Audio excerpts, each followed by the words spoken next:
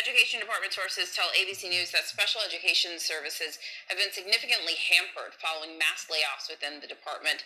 And this, of course, could have an immediate impact on children with disabilities. Let's bring in CEO and President of Democracy Forward, Skye Perryman. Skye, thanks for being with us. Talk to us about the impact that these mass layoffs at the Education Department could have. Well, could have a substantial impact on the ability of people across this country and communities across the country to receive the services that they need. But what is important, I think, for the American people to understand about this is really a White House that is using this shutdown as a ploy, using our public servants and communities like students that rely on special education, some of our most vulnerable communities, as a ploy in this shutdown. This does not have to happen. These reduction in force notices do not have to go out. And of course, our organization, Democracy Forward, is representing civil servants in court in order to challenge what the president is doing. And what's your message to Congress as we enter week 3 of this government shutdown? Well, my message to the White House and to Congress is that it is time to get the government working for people. But this is the first time in United States history that you have had all 3 branches of government, and you have Congress and the White House controlled by one political party, that we have had a shutdown. So it is time for this White House to get to work. To work for the American people. This is a shutdown that the White House is seeking to utilize and politicize to harm people in communities. That is why we are in court. We have a hearing set for next week. We are going to do everything we can to protect people while this is going on. And when you talk about the harm to people, just to help paint the picture, can you describe for us the types of extra services that these students depend on? So you've already seen at the Department of Education, right, services that special education students need, whether that is additional accommodations from their schools, whether that is programs that are really doing the work of people during the school day, after school. But it's not just at the Department of Education, of course. It's the safety and health of our communities, whether you're talking about people that are inspecting our food or keeping our communities safe. All of that is at risk with how this administration has been operating, not just with this shutdown, but with its intent out of Project 2025 to decimate our federal government and to decimate our independent civil servants.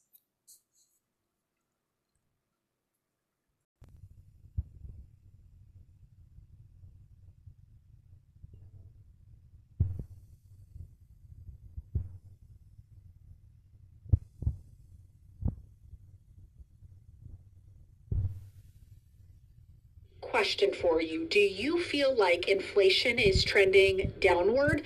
President Donald Trump told the UN, quote, "Inflation's been defeated, groceries are down, mortgage rates are down."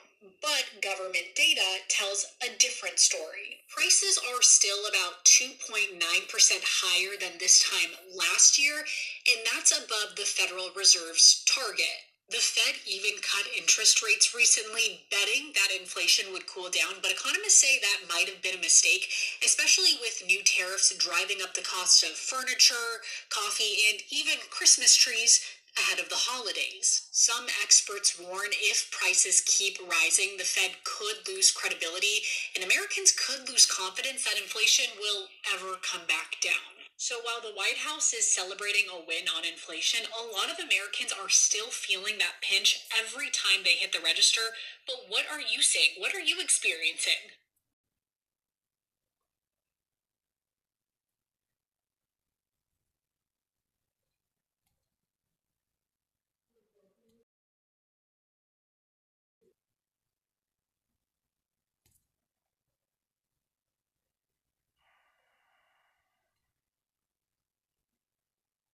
Stop scrolling.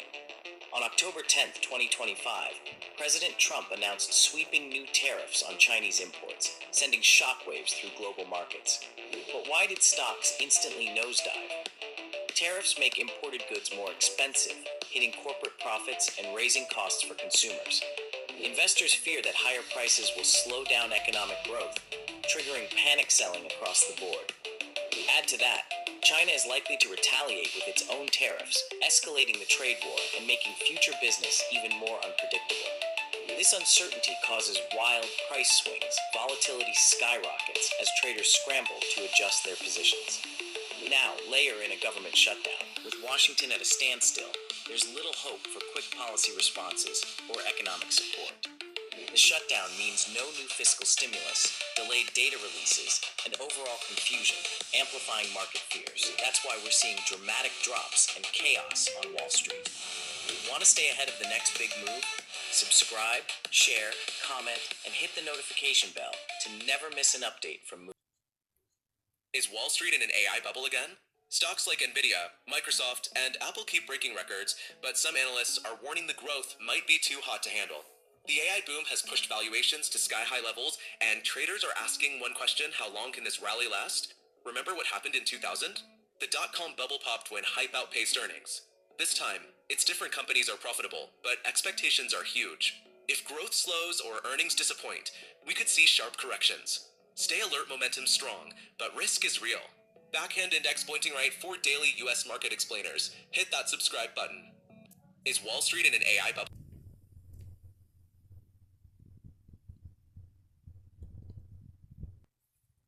Now, the government shutdown has also affected a service really necessary for a lot of people. About 25% of those on Medicare rely on telehealth medicine to communicate with their doctors. And that was suspended when Congress failed to extend the services before the shutdown. ABC 7 News reporter Leanne Melendez is here to talk about the impact this is having, because a lot of people use the service. Right, people on Medicare, but people who are not on Medicare. I received a letter from my doctor last Saturday saying no more telehealth medicine because we don't know if the government is going to reimburse us. So this pause of telehealth services is affecting people in different ways. Now, every year Congress extends this service. This would have been the 6th extension, number 6.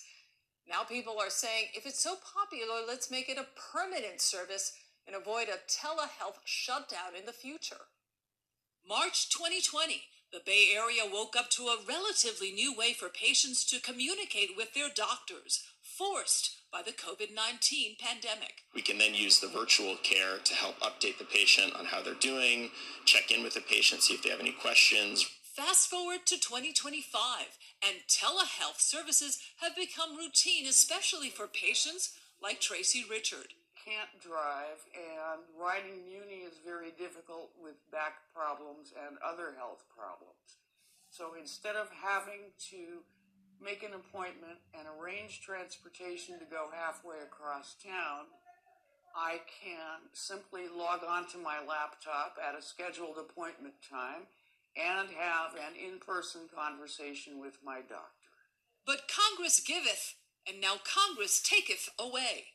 Lawmakers were supposed to extend these video visits for Medicare patients, but missed the September 30th deadline, one day before the government shutdown. This leaves 25% of those patients around the country without telehealth.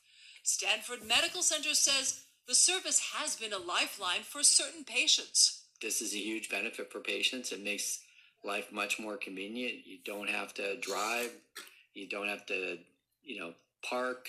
You don't have to figure out transportation or have your child drive.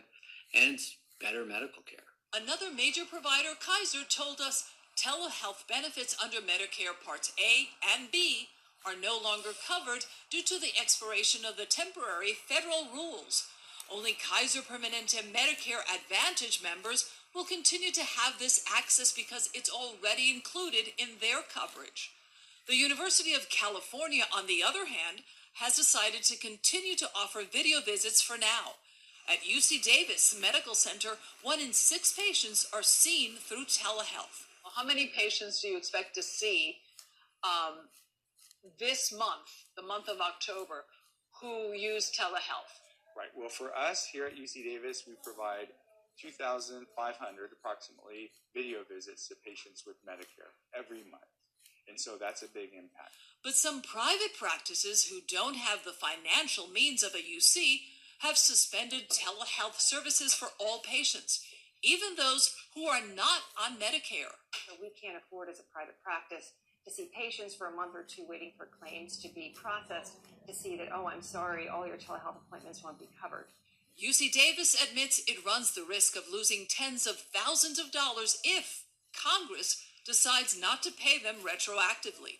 UC Davis Health alone could lose $100,000 a week if Congress refuses to reimburse them for telehealth services. Right now, we're continuing to provide these services with the expectations, the hope that Congress is going to extend these flexibilities and provide payment retroactively. It's the right thing to do.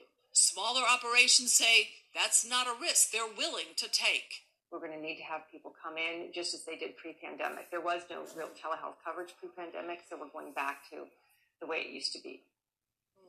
A lot of people have asked me, what about mental health telecare services under Medicare? Well, therapy will continue because that was passed under a separate congressional bill.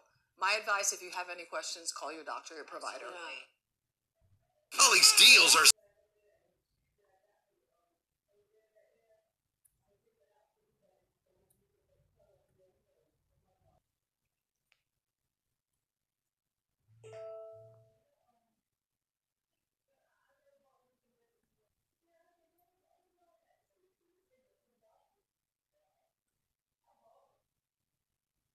The government shutdown is in its 13th day now. Christian Benavides reports on the accidental message telling hundreds of CDC employees they were laid off.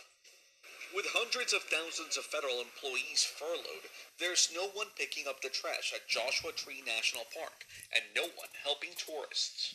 The visitor centers are closed, so we could not ask our questions, what we would like, what we can see in the state parks. As workers go without pay, some are turning to food banks to get by. Doris Anderson volunteers at one outside Los Angeles. Her niece was furloughed. Her mother said to pray for her. And I said, well, prayer is good, but money's better. So I sent her some money. More than 4,000 federal workers were sent termination notices last week.